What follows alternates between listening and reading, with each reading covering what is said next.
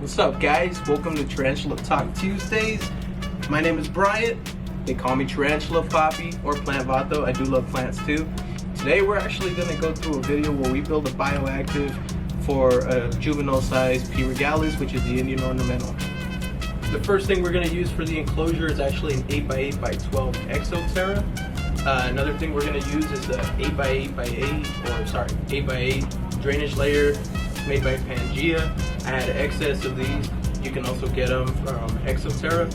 Another thing we're going to use from ZooMed is hydro balls. It's going to make for a drainage layer. I have a few pieces of cork, and then I have Rep the Soil made by ZooMed. And then I do have some live plants I'm going to put in there. Nothing too crazy because this is only an enclosure that's going to be used for maybe the next 6 months to a year.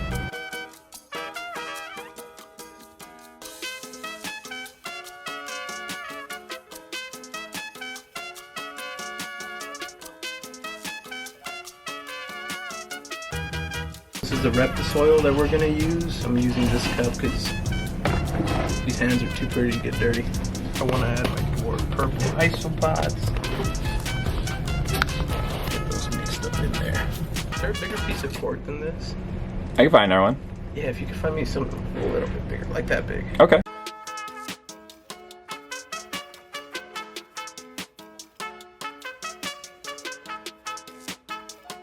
There. Alright, first plant we're going to add is a heartleaf philodendron. Now, if anyone wants to ask, like, why a heartleaf? That's going to get too big. That is true, it will get too big for this temporary enclosure. But the cool thing about it is, you can always cut it. This is a cutting of one of my mom plants. So, if it does get too big, just snip it, and then you can turn it into a house plant, or you can add it to another enclosure.